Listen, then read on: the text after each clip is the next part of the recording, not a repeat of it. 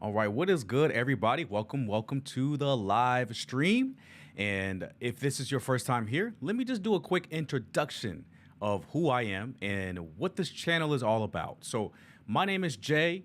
The YouTube channel is called Trippin with Jay, and we live stream every Tuesday, Thursday, and Saturday on 5 different platforms. So, we're live streaming right now on Kick, Rumble, Twitch, Facebook, and YouTube. And I have all of the links down in the description box below so you guys can go ahead and support and follow, subscribe, and have fun, guys, because we're everywhere nowadays. In 2025, we're everywhere. And this YouTube channel mainly speaks about travel news, travel topics like we're going to talk about today. And we love to interview people as well that are influential in the travel space and or expats that are changing the narrative on people moving abroad. So today's topic is, to me, it's very important, right? It's about airport lounges. And recently I thought about this idea because I had an experience myself. I just recently had a trip to Mexico that you guys have probably seen on the channel, right? And I went to the Las Vegas airport, which is my home airport, and I have a couple of choices when I go there as far as airport lounges, okay? So airport lounges, for the people that have never been to one, never have experienced one, essentially it's just a place to kind of like chill and relax in, where you can get some food, get adult beverages, you can get water if you want to, and in some cases you can get things to go, like a grab and go type of deal. So long story short, I go into the airport, right? And I have the Capital One Venture X card. And that allows you access into the Capital One lounges nationwide here in the US, right?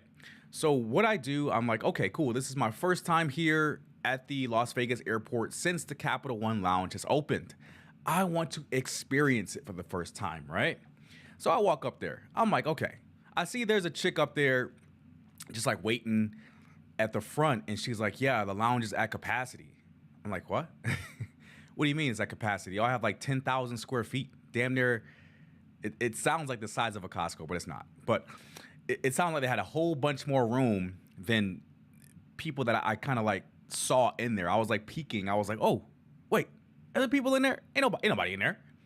And I was like, okay, fine. So she takes my name down, puts it on the waiting list, right? And I know about the virtual queue that Capital One has, and I logged onto the app, and I wasn't able to actually load the virtual queue for some reason. So I had to go in there and put my name down, and then I was like, cool. Now, across from that particular lounge at LAS, there is the club at LAS. So it's another lounge, and that's supported by the Priority Pass. Priority Pass essentially is the little card that allows access for all of the other major travel credit cards. It gains you access to those lounges, the Priority Pass lounges, or the Priority Pass lounge network. And essentially it allows you to go to like 1,700 lounges worldwide, which is cool, right? The number sounds really great. But domestically in the US, these are the most overcrowded lounges and the worst quality ever. Ever. So if you ever go to the club lounge ever, you know that the food's going to be terrible. There may not be things available. I went into the club at LAS while I was waiting for the Capital One lounge to open for new guests to come in. I go into the lounge and I sit down and I'm like, cool, I know there's a QR code right on the table and I can make an order for my food. And I scan the QR code and the thing tells me that, hey, the system's down. I'm like, what do you mean the system's down? This is the easiest way to freaking take orders from guests, is to do it by the QR code and you bring out the food. Super easy. And like, they have no food. The food that they do have is just like salad, noodles, and pasta. I'm like, bro, this is not real food. Like, how is this a real lounge? It was already getting crowded in there, right? And luckily, the Capital One lounge texted me to come and check in, and so I can enter the lounge. Went in there, one of the best lounges I've ever been to worldwide, okay? And that's why this kind of gave me the idea to create this live stream to kind of talk about the issues with airport lounges. I want to say at least in the US, because abroad it's a little bit less of a problem, but overcrowding. Overcrowding is the number one issue in the US with airport lounges. And in recent news, there have been reports that card issuers like uh, American Express and Capital One, and I don't know if Chase is following them as well, but they are changing their guest policies coming up. So during this live stream, we're going to go into detail on each of these things that are impacting our lounge experience here in the US. So I just kind of did a little bit of an introduction so you guys can kind of understand what that all actually means. And I have like my whole entire list written out up here. So if you guys see me like look over, that means I'm just making sure I'm keeping pace with the live stream. So the second thing I want to talk about is overcrowding in these lounges become the new normal, right? So we all know that overcrowding is a widespread issue across not only the Priority Pass network, the Capital One network, and Centurion lounges. It kind of turns these quote unquote oases into packed waiting rooms, bro. It's crazy, right? So let me give you some examples. So for the Priority Passes, lounges like those at London Gatwick or Seattle have turned away members just due to capacity issues, with sometimes the wait times being 10 to a damn near hour, 60 minutes for a wait.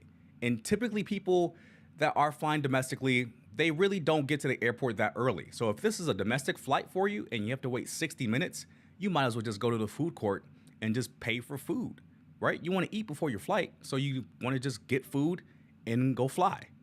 So that's becoming an increasingly difficult issue to deal with. So when it comes to Capital One, they have the original Capital One lounge in Dallas Fort Worth often has 45-minute plus wait lists.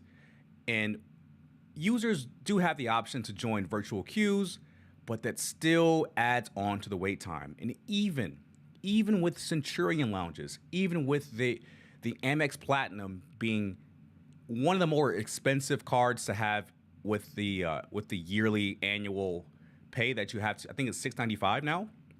Even they have had some 2-hour waits at the lounges in Denver or Seattle. It's notorious for that, and we all know that, right? So for my people that are watching live, even if you're watching the replay, have you ever been turned away from a lounge or stuck in a long line at a lounge? Let me know, because the chats are open right now, and every chat will be shown on screen. And just keep in mind, we are streaming on 5 different platforms, so just keep that in mind, guys. And of course, the reason why these card issuers have lounge access is because there's a big revenue source for the companies is via partnerships. If you guys don't understand how partnerships work, is that the card issuers get something for every single member that enters in, either with Priority Pass or through their own lounges, and the partnerships give the card issuer something back in exchange. We don't know what that is. Of course, it's monetary. We just don't know how much. So that's why they still keep the lounges around, because you would think people paying the annual fee every single year and they just maximize their lounge usage. Do they really get any money from each member? We don't know. So we can move on to the third thing, the wait times. Just saying that, bro, it really frustrates me, because you pay for a product and you don't receive said product, right? You are granted lounge access, whether it's Capital One, American Express, Chase, Priority Pass. You're like, okay, cool. I can show up maybe 2 hours early before my flight, get some food, get a little bit of a buzz going on before my flight. And you walk up to the entrance of the lounge, and they're like, hey, it's full. We do have a waiting list. I don't know, it's about an hour, 2 hours to wait. I'm like, okay, that's perfect. That lines up exactly when my plane departs. I would love that service. I would gladly pay that. Just kidding. No one wants to do that, bro. So At DFW, for example, right? Capital One lounges users report joining virtual waitlist as they enter the airport to a secure spot with wait times exceeding an hour. Bro, that's crazy. Especially if you're flying domestic. Nobody gets to the airport early when they're flying domestically here in the U.S. And also, it's the same thing with Centurion lounges. So they often require digital waitlists via the Amex app, but there's no way to reserve a spot in advance. So that leaves travelers in some type of limbo. You're like, I now have to show up in person, which sucks, right? You kind of want to do the virtual queue. So by the time you get to the airport, you get to the lounge, you're already, your actual party list, your actual name on the list is moved up to a certain point where you only wait for like a couple of minutes and then you're granted access into the lounge. So that's the ideal experience, right? But a lot of people don't do that. And some card issuers don't even have a virtual queue akin to Capital One. So let's talk about possibly the main and possibly the most important part of this entire stream is the guest policy changes. So what card issuers are doing now, they're cracking down on how many guests you can bring in each time you visit a lounge. And for the people that still want to bring in guests, guess what? There's additional things you have to do, additional hoops you have to jump through in order to qualify to bring guests. So let's start out with Capital One. Capital One, starting, I'm reading this verbatim just so I have it correct here, because this is crazy. This is absolutely crazy. So starting February 1st, 2026, so February of next year, Venture X and Venture X business card holders lose complimentary guest access to Capital One lounges and Priority Pass lounges, bro. Both. Not just Capital One lounges, both Priority and Capital One lounges. Guests cost $45 per adult or $25 per child, bro. Children don't even eat $25 worth of food, bro. That's crazy. The way around this kind of a little bit is if you have a player one, or sorry, a player two, like you're the player one, right? If you have a player two and you trust them to a degree, you can make them an authorized user, right? So authorized users also lose free lounge access unless the primary card holder pays $125 annually per year. So depending on how often you travel, this may be a net plus for you because after the 1st of February of next year, it's a wrap on free guests into lounges. So this is the way that some card issuers are handling the issue. But if you pay $125 per year and you travel pretty often to kind of get the maximum usage out of this, that actually may be a great way around it, a good workaround for it. And also, this is the worst part. It's bad, guys. Spending $75,000 per year on the card unlocks complimentary access for up to 2 guests for Capital One lounges or 1 guest for Capital One landings. Isn't that a great perk? So, $75K. How many of us, first of all, and we understand there are some people that are different, that are on some different socioeconomic levels, right? First of all, how many of us make $75K a year or more? And then if you do make over $75K a year, who the hell is spending $75K a year on a credit card? Unless you own like a business. I can understand that if you had a business and you spent $75K, but there's not a consumer, bro, that I can really think of unless you're like a high roller. Even if you're a high roller, you shouldn't be spending $75K a year, bro. That's ridiculous on a credit card. But in order to get complimentary guest access for lounges is crazy. But that's a huge barrier to entry. But I told you, not injury, entry. So I told you guys like the workaround is just to pay the $125 for an authorized user. If you have a player 2, they get access into the lounge so you guys can travel together and go into the lounge together. This helps us to a degree.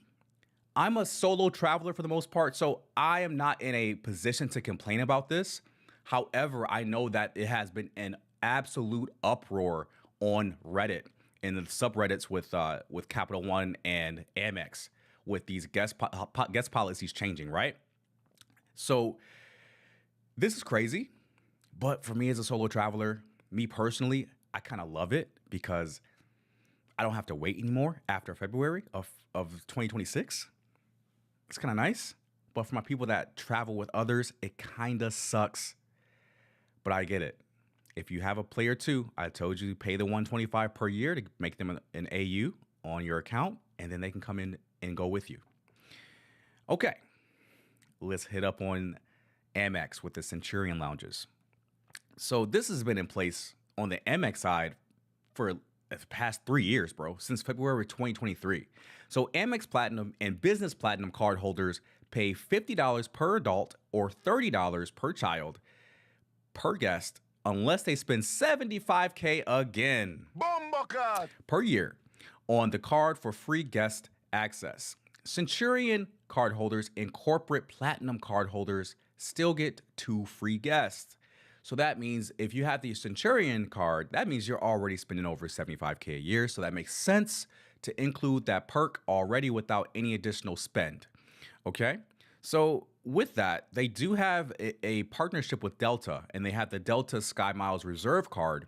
And those card holders have to pay $50 per adult or $30 per child per guest with no complimentary option. And our good old friend, Priority Pass. This is what's changing with Priority Pass with Capital One. So Capital One Venture X now limits free guests to 2, down from unlimited. What? Bruh. For Priority Pass lounges, which I think 2 guests is, I think that's fine. Honestly, if they want to get more strict, just allow 1 guest. But if you have a child, of course, that's an additional guest. So I think 2 is a happy medium. And then additional guests will cost $35 each. And then for Amex, Amex Platinum's Priority Pass Select allows 1 free guest. What? How you gonna pay more per year on an annual fee and get less than the other card that's $395 a year? That's crazy. With additional guests at the lounge's prevailing rate. So it sounds like each lounge charges different costs for each guest, that's pretty crazy. So I understand how that can reduce overcrowding in the lounge, but we'll see how that works, because I haven't been to any of the Centurion lounges in a long time. And I think I have 2 chat boxes open for some reason. Holy. Wait for 1 second, guys. There we go. We got a chat from Charles. What's going on, Charles? Man, Charles is always in the building, man. If you guys are watching this live, man, go ahead and participate in the chat, just like Charles is, man, and you guys will get highlighted in the show. Smash the free subs and hit the like button. Yes, Charles, thank you, bro. Hit the like button on the way in, guys. This is really good information for the people that may not know about this occurring. So let's move on to the impact on travelers. Is lounge access still worth it? So with overcrowding, long waits, and restrictive guest policies, travelers are rethinking the value of those premium credit cards. And when I say premium, boy, howdy. That Amex Platinum annual fee is no joke, especially if you don't travel very often. I don't see the value add for that particular card, even for myself, and I travel pretty often, right? So we have to think about the cost versus the benefit for each of these cards, right? Because we got to throw in Chase, right? We got to throw in the Chase Sapphire Reserve in this pool with the Amex Platinum and the Capital One Venture X, right? So let's kind of do like a cost versus benefit comparison for each of the cards. The Capital One Venture X has a $395 annual fee, and it offers a $300 travel credit and 10,000 bonus miles on your anniversary with having the card. But these new restrictions do reduce its appeal for families, especially larger families. But for myself, my generation is not really having kids like that, bro. So we're having probably like 1 kid. And I mean, that's straight, right? Having 1 kid. No, I'll probably have 2 or 3. But let's get back to the topic. So Amex Platinum, that has a $695 annual fee, which is crazy high. provides access to 1,400 plus lounges via the Global Lounge Collection, but guest fees and waitlist diminish the perks value. It hurts, bro, if you're paying $695, let's call it $700 a year, right? If you're not traveling at least once a month and using this benefit of going to the Centurion lounges, because that's the only real differentiator between the Chase Sapphire Reserve and the Capital One Venture X, is the access to the Centurion lounges. That is the only differentiator, and you're paying a lot more money for it. And with the reduced guest policies, do you guys think it's worth it now? $695, $700? I don't think so. So let's look at Chase now. Chase is right in the middle, right? Chase is $550 for the annual fee, and it still allows 2 free guests, making it a better option for some. But you really have to weigh the pros and cons here. This is crazy. This is crazy. We have to do math in order to figure out which card is going to benefit us in our own particular situation, right? Because all 3 of these premium travel cards have a lot of benefits. They have the travel credits like that pay you back. They have lounge access. They have exclusive events and things like that. So you really have to dig a little bit deeper if you want to make a decision on which card that you should get for you and your family, okay? So let me give you some tips to navigate this new lounge reality, okay? So despite its challenges, travelers can still maximize their experience with smart strategies. Let me just detail a few here, okay? So you can check the lounge availability. You can use the Priority Pass or Capital One app to check the real-time lounge capacity before heading to the airport. I've actually tried that with the Priority Pass app and the Capital One app. The Priority Pass app didn't work that well for me, and the Priority Pass app is kind of trash, but the Capital One app did work for me in Dallas, but there wasn't a wait. I just checked it just to make sure there wasn't a wait when I went to the Capital One lounge in Dallas, and it was fine. It was perfect. Also, another tip is to time your visit. And I know that's difficult to do because no one wants to make their entire itinerary around visiting a lounge, but you have to try your best to avoid peak times. Early mornings or holiday seasons are right around those peak times, and you want to avoid those just to reduce your wait times. Off-peak visits often mean emptier lounges, which means more food for you or me. No, it's more food for me, for sure. Explore alternatives. So just like my story at the beginning of the stream, if one lounge is full and there's another option that you have access to, go to that other option while still putting your name on the list on the primary choice that you want to go into, right? So if a Priority Pass lounge is full, check nearby Plaza Premium, which Capital One doesn't have any access to anymore, which sucks because that was my game changer versus the Chase Sapphire Reserve. Or if there are other airport lounges. So for instance, if you have the Amex Platinum, you can go to the Delta Sky Club. And with that, I'm gonna play some in the background for you guys. So this is it's a random video just to change it up a little bit, right? So you can also use virtual queues. For Capital One lounges, you can join the wait list via the app as soon as you arrive at the airport. I'm not sure how they track that. Maybe it's location, but I would love to just do it before I even get into the Uber to go to the airport. That'd be kind of nice. And as soon as I arrive, I can walk right into the lounge. And you can explore some of the solo travel perks. So if you're like myself and you're a solo traveler, we benefit from this. We benefit from this 100% of the time, bro.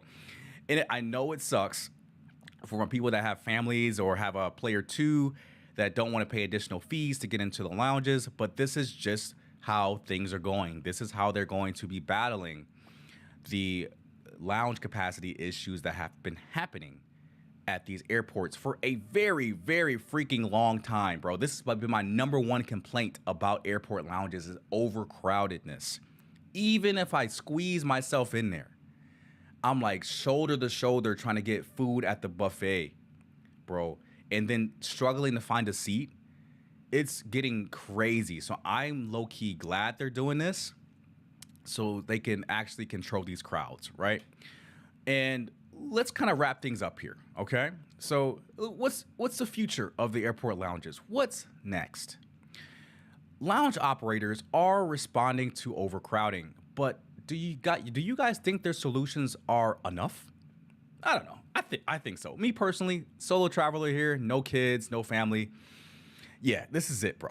I like it. So another way, the future, right? Another way to them to kind of control the crowds here is to think about expansion. Okay, so Capital One is opening new lounges at JFK and LaGuardia. I think LaGuardia is opening this year, and JFK is being built now, from what I saw on Reddit, and they're expanding the existing lounges like the ones at DFW. Okay, and Amex is adding more Centurion lounges. They just opened a Seattle one that's 14,000 square feet, damn near Costco size, and partnering with local chefs for better dining options, bro. I gotta get into a Centurion lounge, man. I gotta make some friends. I gotta make more money, bro. I gotta get in there. I gotta see what type of food they got, bro. I gotta see if that $6.95 is worth it, man. Priority pass. Let's get on priority pass, bro. I think something has to happen with Priority Pass, man.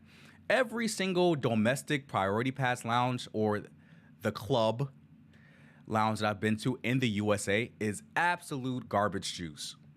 The food's trash. The drinks aren't that great. The staff is cool and everything, but the actual hard product is absolute garbage. We just need better food, a revamp of the menu for sure, better ingredients. Maybe you have other lounges at some of these airports. Maybe you just partner with those suppliers and those caterers to get better food. Because when I used to travel every 2 weeks to Mexico, I would go to the same lounge and they would have the same freaking food every freaking time. I'm like, bro, I'm tired of pulled chicken sandwiches, bro. Whoo, I'm tired of it. They need to change it up. Because when I go into Capital One lounges, they got different food every single time I go in there. Different drinks. Staff is great, right? So as the time goes on, we know that with industry trends, if Amex does something like restrict more guests, we know for a fact that Chase, Capital One, even Priority Pass themselves, they're going to continue that trend. So the idea of that 75K limit came from Amex, and Capital One is taking note from them and doing the exact same thing. So if you see one card issuer do something that restricts us even more, that means the other ones are going to follow. That is just how the industry goes. Okay, so I think that's going to be it. Let me just do some closing remarks. So let me just talk about some key takeaways. Okay, we have to compare the lounge access benefits against the annual fees and other perks just to make sure that things are worth the hard-earned money that we work for. Because when we travel, especially for Americans, when we travel on holiday or when we travel on our vacation, we work extremely hard, especially for the people that have regular 9 to 5 jobs, okay? We work extremely hard to accrue PTO time. Or if we work remotely, we work very hard in order to still have a remote job to be able to travel. And when we do travel, it needs to be a great experience. And for the card issuers to kind of understand that, at least for the solo travelers or somebody that has a player too, they have to make specific changes in order to streamline the process and increase the experience for customers that actually are paying the monthly or annual fee for access. The free entry kind of gone, bro. You got to spend a lot to get those perks back. So I like it personally. It may not be the most favorite thing for people that are not solo travelers, but that's just how it goes, bro. That's just them's the rules is is how they say it, bro. Them's the rules. But we can talk about each of the networks real quick. So with Priority Pass, they have a pretty broad network, but their quality is absolute garbage, bro. However, the The cheat code with Priority Pass is using it at international lounges. And now the international lounges, bro, the international lounges are the best with Priority Pass. They have showers, great food, great service, bro. Priority Pass excels abroad, but domestically here in the USA, absolute garbage. Pick another option. Capital One. They have very premium lounges.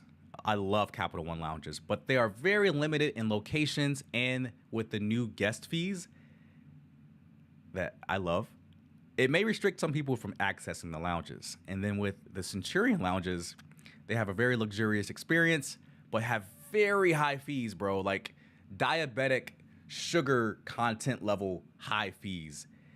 And it makes the exclusivity a little bit less accessible than the others. Okay? So I want to close it out with this question, guys. Do you think airport lounges are still a luxury, or have they become overpriced, overcrowded coupon books? That's crazy. This ties into user frustration, and hopefully it's going to kind of set up a discussion in the comments below, or at least in the chat with the live stream. But that's going to be it, guys. I really wanted to cover this topic really quickly here because you may not experience this type of thing now, but when you travel, you're going to be like, yo, why is this overcrowded? This is crazy. Is this what Jay was talking about on the live stream? That I'm experiencing this right now? This is crazy. It's exactly what Jay said. Because trust me, going through that experience and having to wait like 30 to 40 minutes and having the ability to go to two different lounges at the same airport. So I went to the club at LAS and here in Las Vegas and the Capital One lounge. I could see there's a very stark difference in quality, in food, in drinks, in quality of service, and the luxurious feel of the lounge. So you really have to pick wisely about what lounge network you're going to be exclusive to, or you can have all of them. You can have the Chase card, you can have the Amex card, and you got the Capital One card. And you can just have unlimited lounge options, which is crazy. But, it is what it is, man. I appreciate you guys tuning into the live. And, yeah, I hope that we had a great discussion. And, again, we are live streaming on 5 different platforms. And I have the links in the description box below so you guys can go ahead and follow, support. We're on Rumble, Kick, Twitch, Facebook, and YouTube all at the same time. And I have all of the links in the description box below, so go ahead and support those different avenues. And let me just do a quick introduction of myself again, if this is your first time here. My name is Jay. The YouTube channel is called Trippin with Jay, and we mainly discuss travel topics. We do live streams every single week, IRL streams when I travel, and we do interviews with very influential expats and other content creators. So make sure you're subscribed, you hit the bell notification, and support overall, guys. There are a lot of ways to support in the channel below. Support the channel because YouTube doesn't pay that much. Let me tell you all that. So all the super chats, all the tips, everything goes to support the channel, makes everything look better for you guys, a much better experience, and we can just make sure we get everyone entertained and informed about travel and how to do it the right way. But with that said, guys, we got one last chat from Charles. Shout out to Charles, man. Dom DeMarco. He says, I'm great. Thanks. Let's go. Thank you so much, Charles. And thank you guys for tuning into the live stream. And thank you so much for tuning in on the replay. Because I know people are going to watch this, bro. Come on now. Make sure you're subscribed. My name is Jay. Peace out, guys. Have a great day.